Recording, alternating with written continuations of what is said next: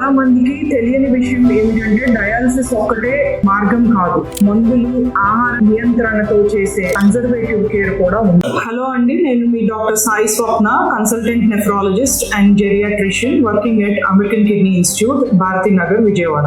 కొంతమంది బలహీనమైన వృద్ధులకు ఇది మెరుగైన జీవన నాణ్యతను ఇవ్వగలదు. ముఖ్యమైన విషయం ఏమిటంటే డయాలసిస్ శాశ్వత నిర్ణయం కాదు. ఒక ప్రయత్నంగా మొదలు పెట్టి ప్రయోజనం లేకపోతే తిరిగి మళ్ళీ మనం ఆలోచించుకోవచ్చు. చాలా మందికి వృద్ధులకి డయాలసిస్ తో చురుకైన జీవితం గడుపుతున్నారు. మా దగ్గరే చాలా మంది పేషెంట్స్ ఉన్నారండి. 70s, 65+70s లో డయాలసిస్ చేసుకుని చక్కగా యాక్టివ్ గా వాళ్లే డ్రైవ్ చేసుకుంటా వచ్చి వెళ్ళిపోయే పేషెంట్స్ ఉన్నారు. కాబట్టి వయస్సు బట్టి డయాలసిస్ చెయ్యకపోవటం అనేది తప్పు. అలాగే క్రియాటినిన్ పెరిగిన వాళ్ళందరికీ వాళ్ళ ఉన్న పరిస్థితిని బట్టి డయాలసిస్ ఆఫర్ చేయాలా లేదా అనేది కాంప్రహెన్సివ్ గా పేషెంట్, ఫ్యామిలీ, నెఫ్రాలజిస్ట్ తీసుకునే డెసిషన్ అండి. ఈ విషయంపై మీకు ఎట్లాంటి సందేహాలు ఉన్నా నన్ను సంప్రదించవచ్చు. Thank you.